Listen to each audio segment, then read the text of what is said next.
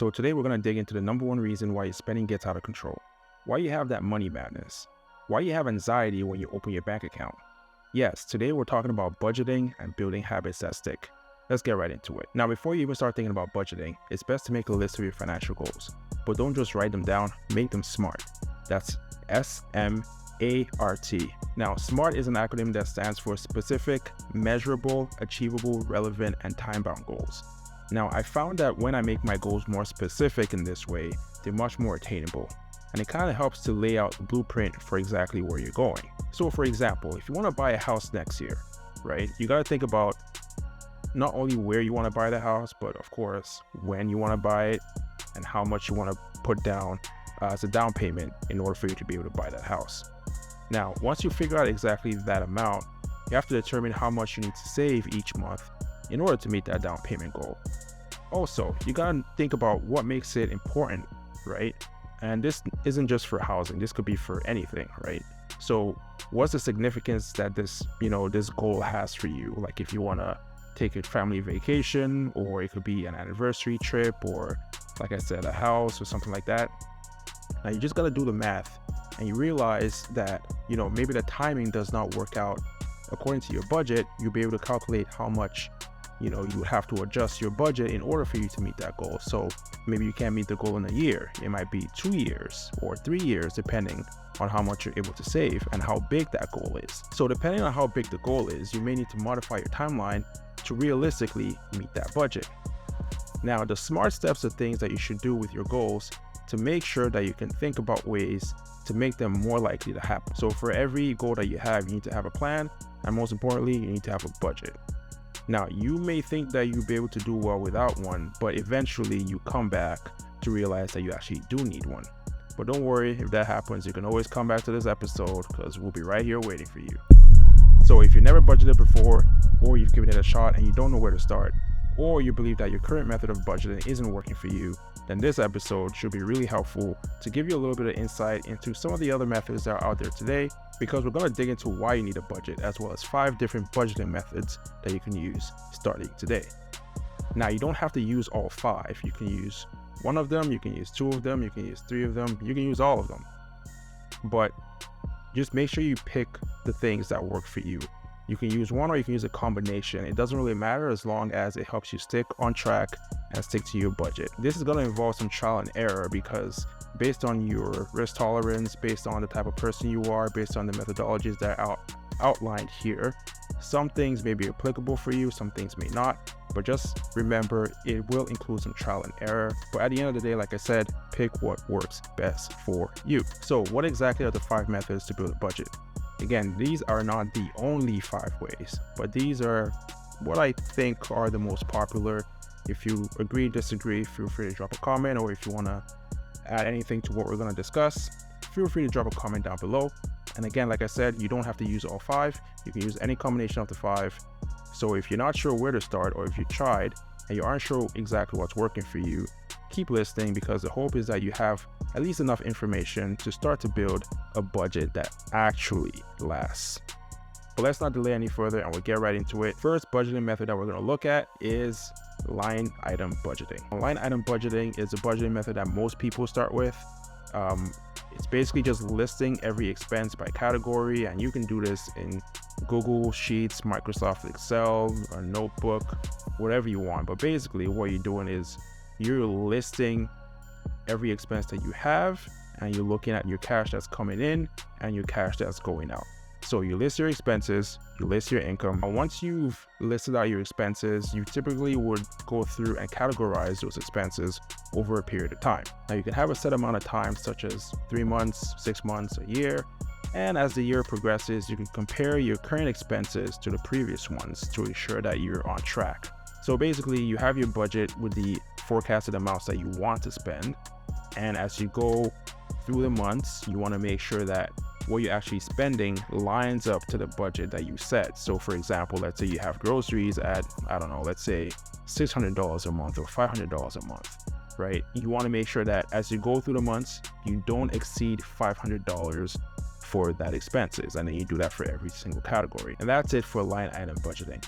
Now the next thing we're going to take a look at is zero-based budgeting. Now, what exactly is zero-based budgeting? Now, what this basically means is that by the end of the month, when everything is done, you should have a big fat zero in your checking account. Now, what this means is that you're gonna have $0. Now, this doesn't mean that you're gonna be broke, okay? This doesn't mean you're gonna be broke. And shout out to my math majors or those who struggle with math. If you ever got zero in your math course, drop a like down below or drop a comment down below, because I'm sure we've all gotten zero on something that we had some troubles with in the past. I'm not referring to myself, but y'all know who you are. But anyway, you have a big fat zero in your checking account, which means that you've looked at your finances and you've given every dollar a purpose. Now, what this means is that every profit or every income that you're making, you're giving it a purpose. It's important because profits without purpose leads to poverty. Again, I'm going to say it again. Profits without purpose leads to poverty. So you're working hard for your money, and whatever you do, your income is your profit. And when that profit comes into your bank account, you need to give it a purpose. Aimless spending of your money will result in no awareness of your money, which will result in spending more of the things that you shouldn't and less on the things that you should. And a lack of financial responsibility is what leads to financial ruin. So profits without purpose leads to poverty. Now, zero-based budgeting doesn't mean that you don't have any money in the bank, which is a common misconception. It means that you've accounted for every single dollar that you have. So you can have X amount that goes to savings, you can have Y amount that goes to a mortgage, or a Z amount that goes towards bills and things of that nature. So how exactly do we go about doing this? It's pretty similar to line item budgeting, but what you do is first you take note of your income.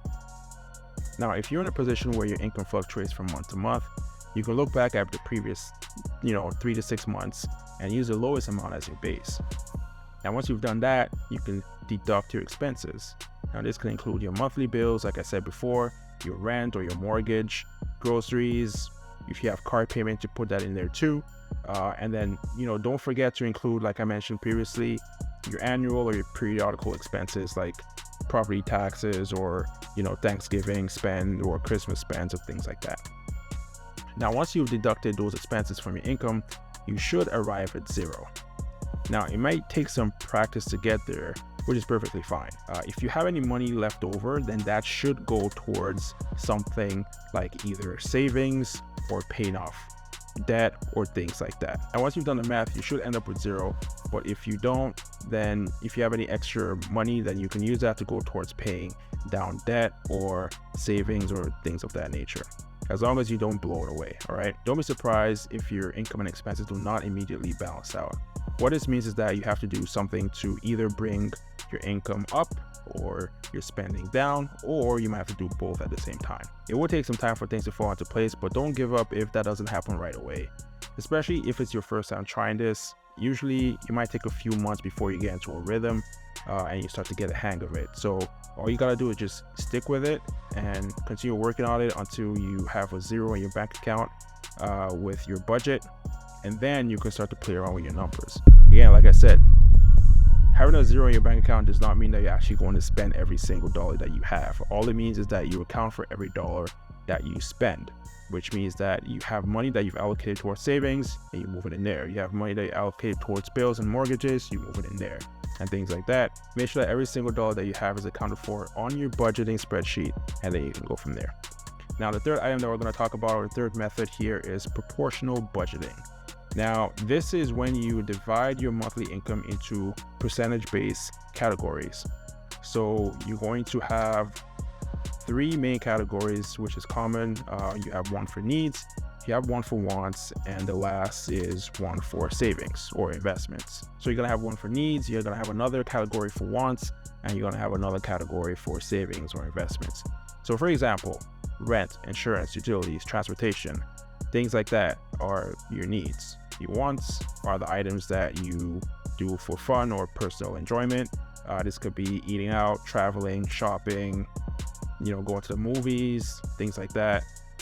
Anything that goes beyond your basic needs and is not necessary for survival. And then your savings includes things like your emergency fund, investments, saving for retirement, and things like that. So there are some methods that are popular when it comes to this. The most popular is the 50-30-20 method, which is used to represent percentages. So what this means is that 50% of your income will go to needs, 30% of your income will go to wants, and then the last 20% will go towards your savings goals and things like that, or investments. Now, the best thing to do here is make sure that you calculate this budget with all numbers, or with all methods that we talk about here, with the income that you get in your bank account after taxes. You don't want to do it before taxes because there are deductions that happen before the money gets to your account. So you want to make sure that you're budgeting with the numbers that you know you're going to get in your account after taxes. And the good thing about this method, with the proportional budgeting method 15-30-20, is you don't have to spend too much time on a lot of details. So you can make things a little bit simpler with this method because it focuses on the overall categories. And another good thing about this is that it actually makes you focus specifically on saving, which is the most important part. So if you have a keen eye on saving, or saving is very important to you, then you want to take a look at this method, because this helps you place that focus and makes you ensure that 20% of your budget or of your income is going to savings, rather than just having a random amount that you want to put towards savings. This actually gives you a target of 20% of your income to go towards savings. So the next method that we're going to talk about is pay yourself first. Now, this method is very interesting because it prioritizes paying yourself first, which means that before you spend on anything else, before you spend on your mortgage, before you spend on whatever debt you have, you're paying yourself first. Now, what this means is that you're allocating money towards your financial goals before you spend it on anything else. So your financial goal could be paying off debt. It could be that, it could be travel, it could be mortgage. What you're doing is you're going to set some money aside to go towards that before you account for any of the other expenses that you have in your life. So for example, let's say that you're taking 20% of your money towards your savings. Now, what you will do is that you prioritize that 20% if savings is your priority, and then you can set up an automatic deposit into your savings account for that 20%. Now, what this does is that it makes sure that that 20% saving happens no matter what. So whether your income goes up or it goes down, it means that that 20% of that income is going right into your savings account. Now, this is a very good method if you want to prioritize your financial goals, but it may not be good if you don't have the financial room to prioritize for something like savings, for example. So if you have some debt, it's probably best to focus on paying off that debt first before you can actually ramp up and increase the amount of money that you're actually able to pay yourself first. Now, paying yourself first is very critical. If you do have debt, you can actually pivot and make that the target of paying yourself first, right? So you could allocate a little bit extra towards paying off that debt. It really depends on what your financial goals are and what you want to prioritize moving forward financially as a goal of your budget. Now, the last method actually has a common name, but I would like to put a modern twist to it. It's called cash envelopes, but I would like to call it account siloing, just because I think there's a better and more effective way to do this. It might take a little bit more time to set up, but bear with me while I walk through it. It might actually be more beneficial in the long run. So the traditional cash envelope strategy is that you have different envelopes for different types of spends, and you fill it with cash. And as the month goes by, you withdraw cash out of each envelope and you use to pay whatever it was created for. So if you have an envelope for bills, you take money out to pay each bill until the envelope is empty. And once the envelope is empty, then you're basically done for the month. And you'd have to wait till the following month in order to continue spending towards that particular expense. So the first step is to determine how much money you're going to spend on each item each month, and then you can go from there and allocate money towards each category. So for example, if you're looking at entertainment, you might like to go to the movies, you might like to go to the coffee shop quite a bit. So you budget how much money you're going to spend on that, put it in an envelope, and you will withdraw out of that envelope whenever you need to go to the coffee shop or to the movies. But once that envelope is done, then you're done with the spending for that month, and you have to wait till the next month before you can actually start to go to the movies and the coffee shops again.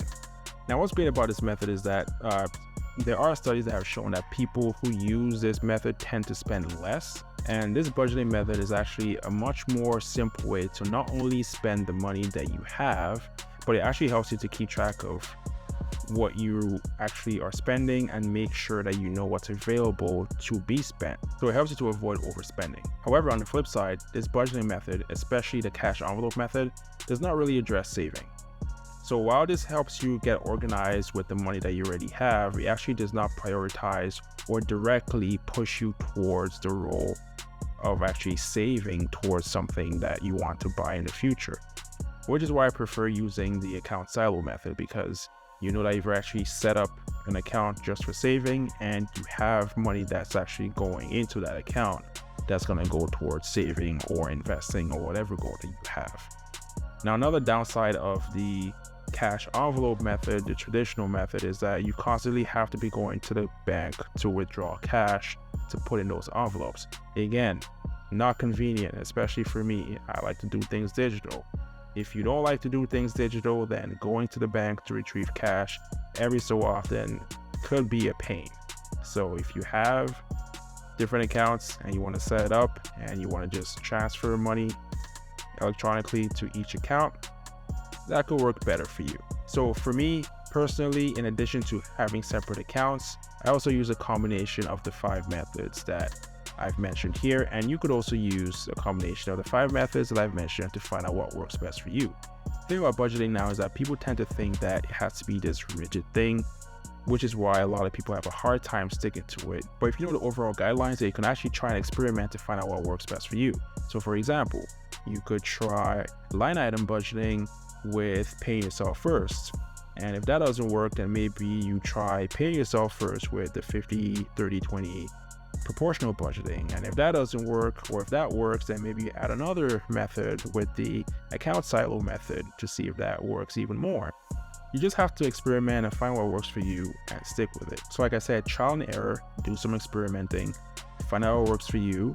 And if you are in your budgeting journey right now and you have some tips to share with people that are just getting started that might actually help them be able to stick with it in addition to what's been shared in this video, I would appreciate it if you drop a comment down below just highlighting your experience and any difficulty that you may have encountered on your journey. If you do find some value out of this episode, also drop a like down below, drop a comment. It will be appreciated. And with that said, I will catch you on the next episode. Peace out.